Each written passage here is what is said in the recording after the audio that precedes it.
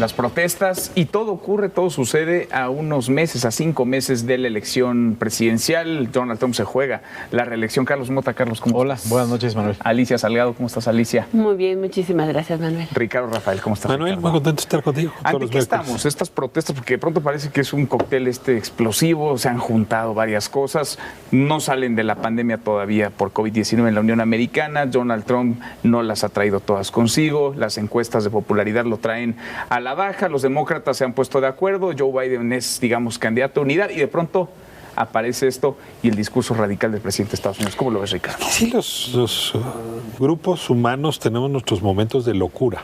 Ajá. La semana pasada hablábamos... Algunos viven casi en esos momentos permanentemente. La semana pasada hablábamos de la paz coronavírica, ¿te acuerdas? Que era como suerte como de silencio que se dio en Libia y en Yemen y en Israel, e incluso hablábamos de que en México estaban tranquilas las organizaciones. Se acabó. Sí. O sea, ciertamente se contuvo la animosidad, muy cargada del racismo, la desigualdad, la pugna de identidades. Y pues mira, hay mandatarios que han apostado por la reconciliación, ¿no? Por unificar a sus poblaciones, por ver por todas las partes, y yo creo que esos mandatarios van a ver mejor suerte. Hay otros, como Donald Trump, que se ha cargado de legitimidad buscando adversarios.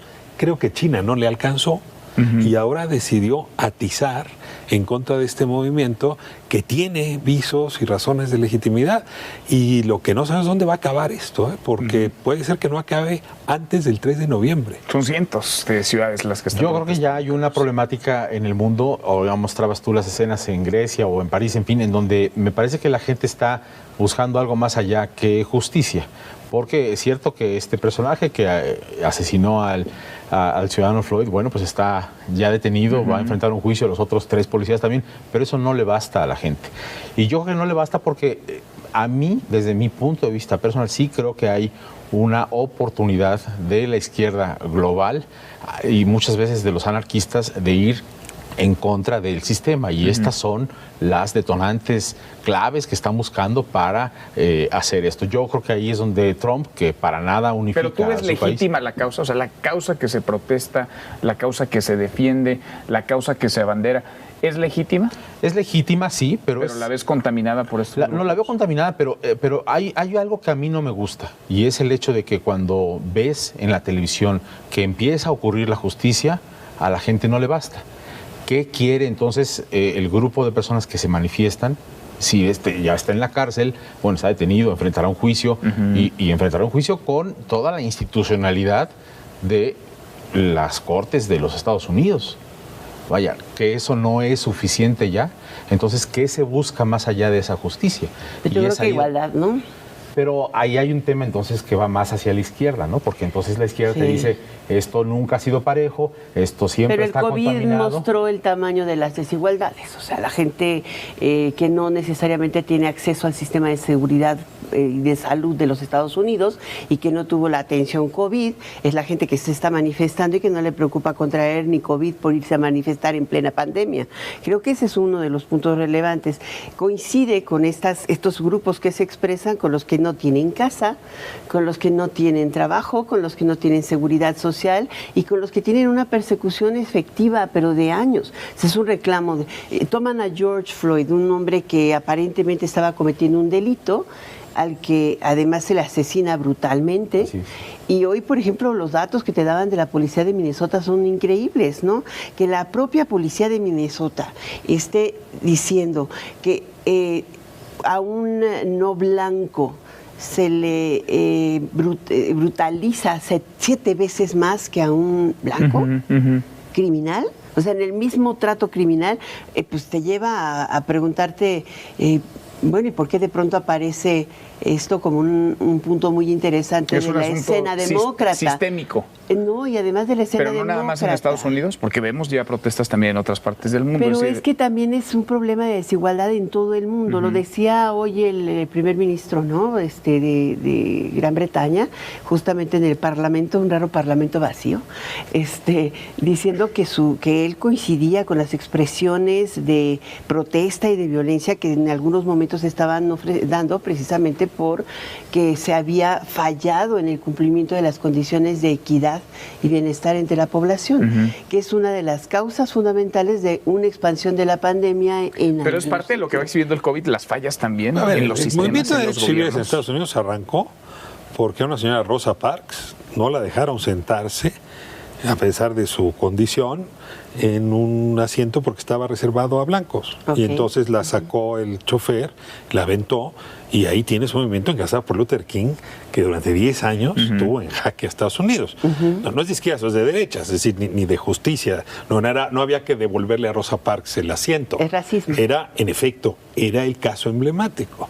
El caso, Floyd, es el caso emblemático pues de una asimetría que el COVID, como bien dice Alicia, demostró. A ver, en Nueva York, 9% de la población es afrodescendiente, pero murieron, entre los muertos, 18% son afrodescendientes. Wow. Pues esa asimetría de lo que te habla es que sí hubo perfil racial a la hora de entregar ventiladores, a la hora de atender, o incluso las precondiciones económicas. Entonces, ¿qué es lo que estamos viendo?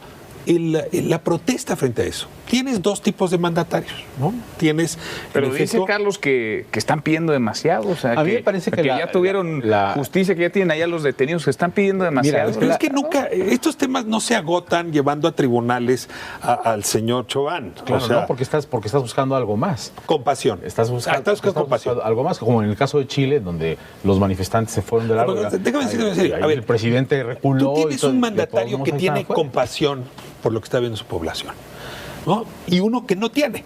Entonces, realmente a mí me parece que la causa de origen es el señor Donald Trump. Sí, pero lo que quieres entonces es que te hablen bonito, que te pinten... Oye, la compasión es algo más serio que hablar bonito, pero, Carlos. No, a ver, seamos serios. No, sí, a ver, hay que ser serio. No, un día no vayas a hablar bonito y... Pero si vamos a hablar de que todo tiene que ser igual, me tienen que... En Chile, por ejemplo, ¿no? Para evitar las protestas, bueno, pues todos tenemos que entrar gratis al metro. Empatía. Y todos tenemos que ser iguales porque yo estoy desfavorecido. Pues entonces... todo es sujeto con que tengas un ejemplo. Reconocer el dolor del otro. Momento, sí, eso va, ¿eh? Sí, está bien. Es una cosa muy humana en una época como esta. Sí, no lo dudo, pero... Y políticamente reditúa. Pero me parece que entonces el sistema de justicia que hemos institucionalizado en buena parte del mundo, en Estados Unidos, pues entonces ¿para qué lo queremos, no? Pues el sistema de justicia también está un poquito roto, ¿no? Yo creo que al final de cuentas las expresiones de violencia en algunos casos derivaron en delincuencia, pero la mayor parte del movimiento sí es en la calle y es una protesta efectiva contra la violación de los derechos humanos y también exigiendo igualdad, igualdad en el servicio médico, igualdad en el acceso de oportunidades, porque decían simplemente los líderes en todas las ciudades de Estados Unidos sacaron una pancarta que era común a todos, es algo que la puedes ubicar, y están exigiendo la misma posibilidad de home office que tiene un blanco. Pero es muy curioso porque, mira, por ejemplo, o de atención el gobernador de Minnesota, el gobernador de Minnesota es demócrata y no hay protestas tan notorias contra el gobernador de Minnesota porque es demócrata. Pero sí contra el gobierno afuera de la Casa Blanca y la oscuridad y metes a Trump allá abajo. Yo sí veo mandaron 10,000 efectivos de la Guardia Nacional a Minneapolis. A ver, perdón. A ver, tan está habiendo manifestaciones y fue el foco de las manifestaciones que al primer lugar donde mandan la Guardia Nacional es ahí, no a Washington. Sí, sí. No, a ver. El segundo día ya luego ya empezó a crecer. Llevamos 7 días, 8 días. Trump hubiera mandado al ejército. Si fuera por él, hubiera mandado al ejército. Hoy está focalizado el tema. Digo, no lo manda porque su jefe del Pentágono le dijo, no voy, yo no voy a sacar el ejército para matar o para echarles balas de goma a los norteamericanos. Estamos viendo de qué está hecho cada liderazgo. O sea, yo creo que... ¿Y cada sociedad también? Porque está despertando la sociedad, o ahí ha estado siempre la sociedad y más bien lo que hemos vivido en estos últimos meses. A ver, el contexto es un contexto de polarización. Que de suyo no es tan grave a menos que la polarización se vuelva demonización. Entonces, cuando tú empiezas a demonizar al otro y empiezas a decir Antifa, por ejemplo, ¿no? Es una organización antifascista, anti-islamofóbica, digamos, contra el sexismo, y de repente dices, la voy a designar, fue un tuit, ¿no? Organización terrorista como Al-Qaeda.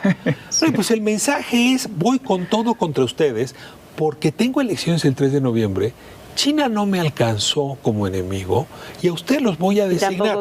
Ahora, esa masa informe pues no es ni demócrata ni de izquierda, ¿no? Es una masa informe de minorías que se sienten desplazadas por el discurso trumpista. Yo creo que no hay duda de que tenemos un sistema enfermo, ¿no? Pero también creo que hay una oportunidad política aquí para mucha gente. ¿Pero por qué primera persona del plural? Esos allá son nuestros vecinos.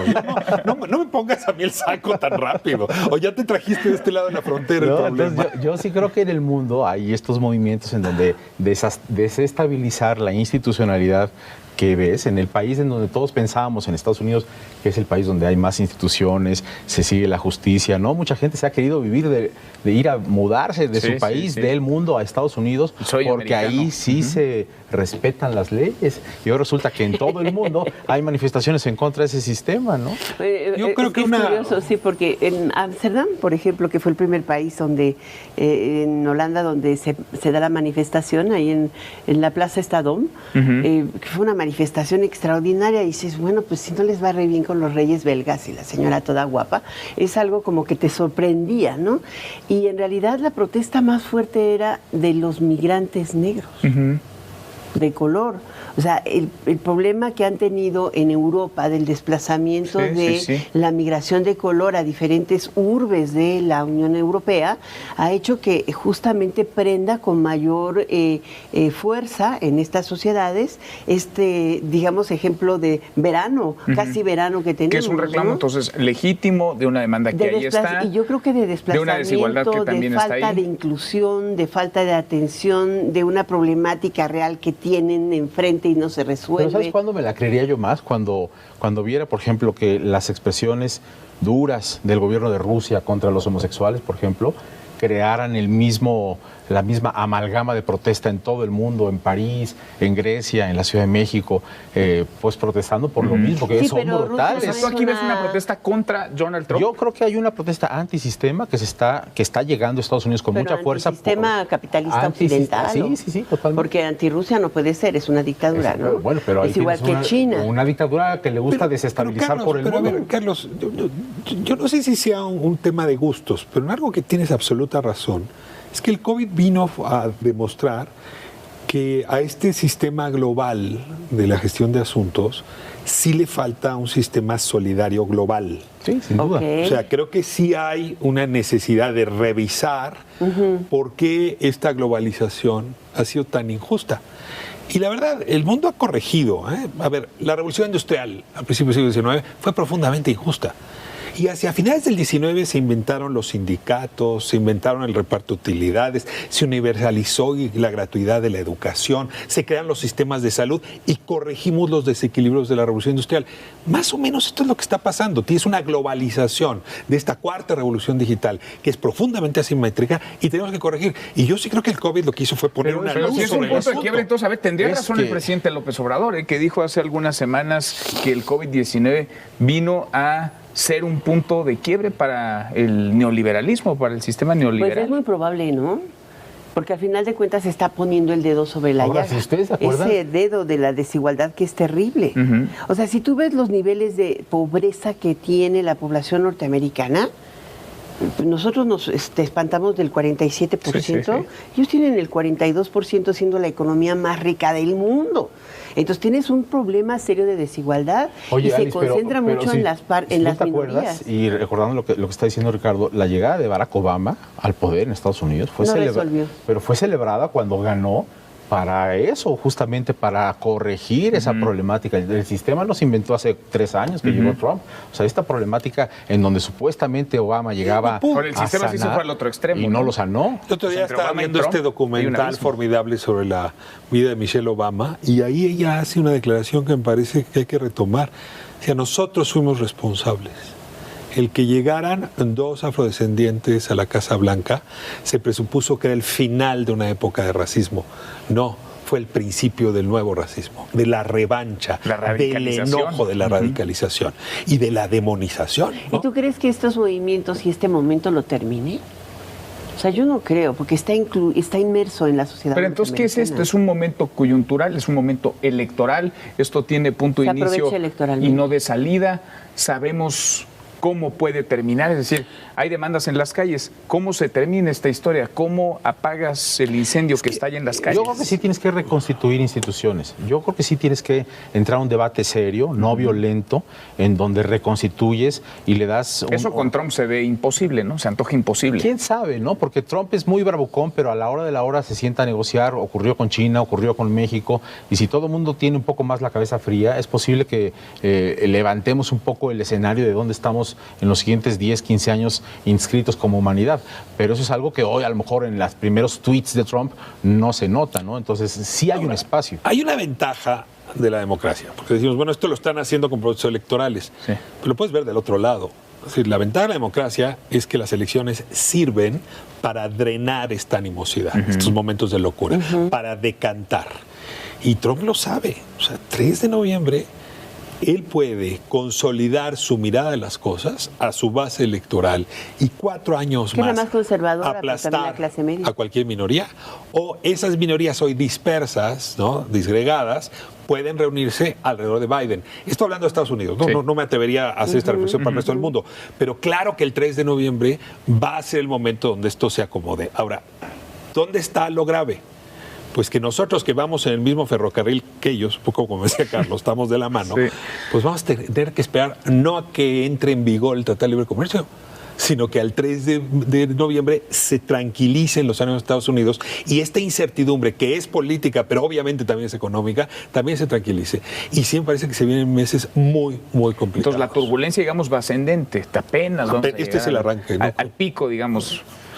No me des la fecha, yo te digo que es el 3 de noviembre porque es la elección, pero no me des fechas porque luego se equivoca la gente. Pero Luego vayan las este estimaciones y movimiento los tiene de cálculos. alguna manera razón, Ricardo, porque el movimiento en sí mismo ha sido sorprendente. Oye, o sea, tener a la niña diciendo mi papá vino a cambiar el mundo es algo increíble, pero bajo la presión que tenía Donald Trump sobre el manejo de la crisis sanitaria. O sea, el manejo de la pandemia, en Estados Unidos sigue creciendo el número de muertos, sigue creciendo el número de infectados. Cambió la agenda. Y la agenda de pronto cambió y ahora es una agenda policíaca, y ahora es una agenda de igualdad, y ahora es una agenda de derechos civiles, y ahora es una agenda muy demócrata. Pero el problema sigue siendo económico y eso... ¿Qué es lo que vendía Donald Trump, además, como éxito? Y si no lo resuelve con... ¿Cuántos van? 40 millones de desempleados, ¿no? Gente que ha pedido ahí la ayuda de desempleo. En 2 meses y cachito. Si no lo resuelve, que ese era su gran activo durante los primeros 2 años, 3 años que llevaba Trump, ahí sí tiene un problema para...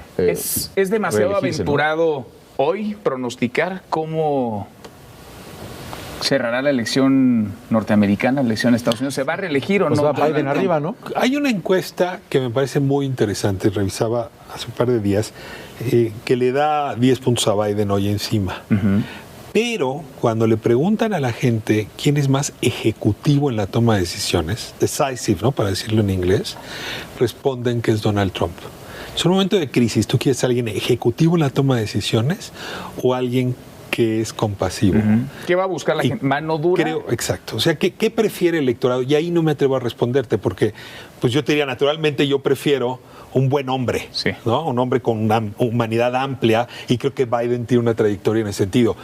Pero eso es lo que quiere hoy el elector medio de Estados Unidos, o quiere alguien de mano dura, decisivo, enfático. Y Biden no es enfático ni con las palabras. No. Por eso van a ser claves estos 5 meses. ¿Dirías que la moneda está en el aire entonces? Yo creo que esos 10 puntos todavía no te dicen quién va a ganar. Alicia, ¿tú cómo lo ves? Yo no creo que sea decisivo porque todavía le faltan muchas cartas a Donald Trump y su base dura sigue ahí. La otra parte que es importante considerar no la trae perdida entonces. No, porque además, por ejemplo, hoy al mismo tiempo se están dando noticias muy relevantes que finalmente le quitó todos los candados a la investigación médica para los cinco laboratorios que tienen la vacuna .D en la carrera por la vacuna contra el COVID. Yo creo que es una de las cosas que se ha planteado como decisiva para se aparece con la vacuna en octubre. Traigo la vacuna para todos los norteamericanos. Cambia la película otra vez. Una gran victoria, igual el que la OMS haya regresado a la investigación de la hidroxicloroquina. Sí. Esa nunca me la voy a aprender. A la hidroxi. Terminó su tratamiento. Exacto, porque le fue bien a Trump. Entonces, te das cuenta de cómo a qué extremo llegan con uno y con otro y lo está manejando en la hace agenda. 5 meses el mundo no se veía como hoy, dentro de 5 meses me imagino no se verá tampoco. Lo que está haciendo este movimiento es bajar el foco sobre los muertos y eventualmente, pues probablemente empiece, porque sí se está dando un declinamiento de manera que pueda llegar al momento entonces de la nada vacuna para nadie medicina. todavía. No, yo creo que no hay nada para nadie. Y lo clave para nosotros es quién le conviene a México, ¿no? ¿Y quién le conviene? Yo creo que Trump le convendría a México bajo los mismos términos en los que hemos estado. El problema es que es totalmente impredecible. ¿no? Veremos. Gracias, Carlos. Alicia, muchas gracias. El temor que me da Trump es que los volubles nunca cambian. Pues no. Y viven en un estado de locura permanente. Te digo que hay algunos que sí viven en ese estado de locura. Gracias a los tres. A usted por vernos, gracias. Soy Manuel López San Martín. Se queda con todo personal. Nos encontramos mañana, noche de jueves, en esta República MX. Pásela muy bien.